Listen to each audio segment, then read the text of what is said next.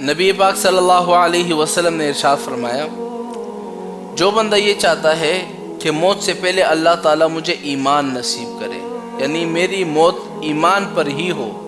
حضور نے ہمیں ایک دعا سکھلائی ہے کہ جو بندہ یہ چاہتا ہے کہ میری موت ایمان پر ہی ہو، تو حضور نے ہمیں ایک دعا بتلائی ہے، جو بندہ اس دعا کو روزانہ پڑھے گا اس کی موت ایمان پر ہی ہوگی، مومن ہو کر ہی مرے گا۔